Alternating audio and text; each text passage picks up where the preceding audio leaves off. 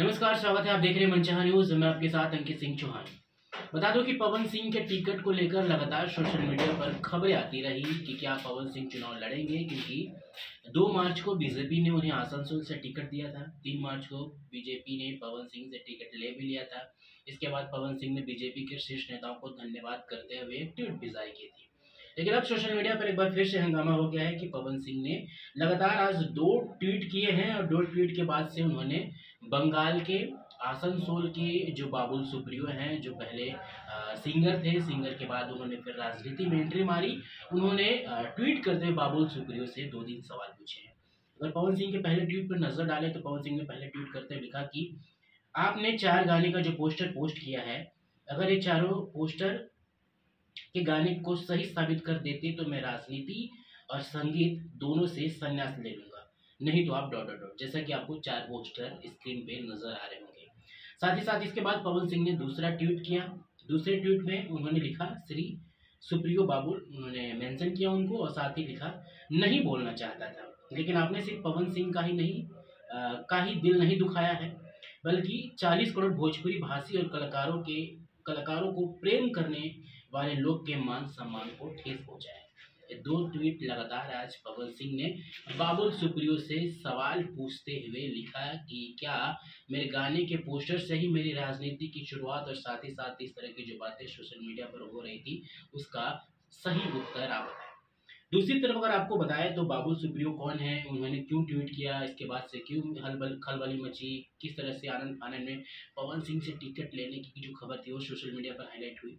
सबसे पहले अगर बताओ तो बाबुल सुप्रियो बंगाल के आसनसोल के रहने वाले हैं। वो एक पार्श्व गायक भी हैं। साथ ही साथ 2014 में उन्होंने राजनीति में एंट्री मारी, बीजेपी के टिकट से चुनाव लड़े और वहां से चुनाव जीते भी।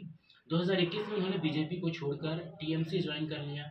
तब से वो लगातार अब तक टीएमसी के साथ जुड़े हुए हैं। ऐसे में 2 मार्च को जिस तरह से बीजेपी ने 195 उम्मीदवारों की पहली लिस्ट जारी की थी, भोजपुरी के सुपरस्टार पवन सिंह का नाम था, आसनसोल से टिकट से चुनाव लड़ने वाले थे। लेकिन जस्ट 3 मार्च को लगभग कह सकते हैं 14 से 15 घंटे के अंदर ही जिस तरह से उनसे जो टिकट है वापस करते हुए उन्होंने बीजेपी के शीर्ष नेताओं को धन्यवाद दिया, टिकट वापसी की बात कही।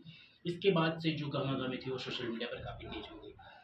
अब अगर बाबुल सुप्रियो के जो ट्वीट है उस पर नजर डालें तो उन्होंने बीजेपी इंडिया, साथ ही साथ पीएम नरेंद्र मोदी को क्या ट्वीट किए थे, स्क्रीन पर कुछ चीज़ें चल रही होगी उसी में देखते हुए वो ट्वीट की ओर जो है वह मैं पढ़ना शुरू करता हूँ।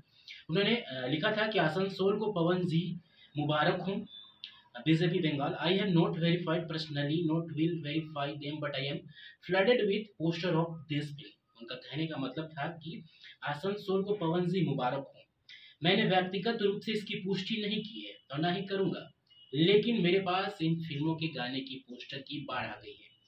आगे उन्होंने लिखा कि nothing against Pavan ji the artist, but if this poster are true then it clearly show that kind of respect BJP India has for Bengal and especially for women from Bengal। यानी कि उनके कहने का मतलब था कि पवन जी कलाकार के खिलाफ कुछ नहीं है, लेकिन अगर ये पोस्टर सच है तो स्पष्ट रूप से दर्शाता है कि बंगाल और विशेष रूप से बंगाल की महिलाओं के प्रति कितना सम्मान है। बाबुल सुप्रियो ने ट्वीट करते हुए बीजेपी और साथ ही साथ पीएम मोदी से सवाल भी पूछा था। साथ ही साथ उन्होंने आगे लिखा था कि sure honourable PM sir will come to Polo Ground off to campaign for him, यानी कि पीएम मोदी भी उनके कैंपेन का हिस्सा होंगे और चुनाव प्रचार करते हुए नजर आएंगे। इसके बाद आज पवन सिंह का जो गुस्सा है वह 7वें आसमान पे था। बाबुल सुप्रियो को ट्वीट करते हुए रडार पर लिया, लगातार सवाल किया कि क्या जिस तरह से आपने ट्वीट किया है, जिस तरह से आपने मेरे गाने के पोस्टर को ट्वीट करते हुए बीजेपी और साथ ही साथ पीएम से सवाल किए थे, क्या आप उन गानों के सही मायने, सही उत्तर बता सकते हैं कि क्या इतना ही काफ़ी है किसी को राजनीति में आना, क्या किसी के ऊपर इस तरह से कटाक्ष करना। साथ ही साथ सवाल यह भी है कि क्या पवन सिंह इतने दिन तक चुप क्यों थे, अब जाकर उन्होंने ट्वीट क्यों किया। जिस तरह से उन्होंने बीच में 13 मार्च को एक और ट्वीट किया था कि मैं जनता जनार्दन और माँ से किया हुआ वादा ज़रूर निभाऊंगा और चुनावी मैदान में ज़रूर उतरूंगा। लेकिन इन सब के बीच अब सोशल मीडिया पर जो है वह गहमा गहमी बढ़ गई है। साथ ही साथ उन्होंने जिस तरह से बाबुल सुप्रियो से सवाल किए हैं, बीजेपी से कह सकते हैं पीएम मोदी को उन्होंने जिस तरह से ट्वीट करके उन्हें टिकट और साथ ही साथ उनके गानों की अभद्रता को लेकर सवाल किया था, वो तमाम चीज़ें अब देखने को मिल रही है। तो ऐसे में देखना होगा क्या अगला कदम क्या होता है, किस तरह से पवन जी और एक्शन लेते हैं, क्या और कुछ चीज़ें सामने आती है, क्योंकि जल्द ही चुनाव कैंपेन शुरू होंगे।